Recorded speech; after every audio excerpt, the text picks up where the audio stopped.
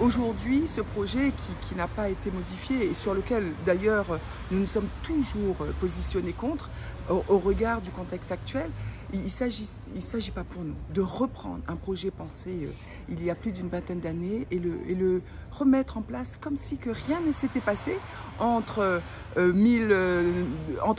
2000 et aujourd'hui. Il y a un certain nombre de... Le contexte économique a changé, également la situation de l'emplacement du bâti foncier. Donc c'est tout ça qu'on avait demandé au président de bien réfléchir en amont, pouvoir apporter des modifications, ne pas faire en sorte qu'on traverse une ville pour pouvoir en sortir. C'était vraiment le contournement qui nous semblait à privilégier. Et qu'on traverse un rond-point aujourd'hui occupé.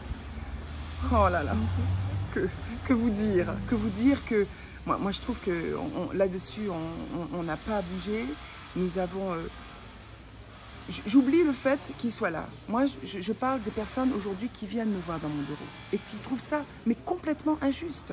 Nous avons aujourd'hui des petites constructions qui se font et d'autres personnes qui se voient les faire démolir sur leur terrain. Ce ne sont pas les mêmes, mais quand on a besoin d'être relogé, quand on a 400 mètres carrés qui nous appartient et sur lequel on n'a pas le droit de faire quoi que ce soit, que sur une place, il y a des petites constructions qui se montent, il y a de l'eau gratuite, il y a également l'électricité qui est offerte.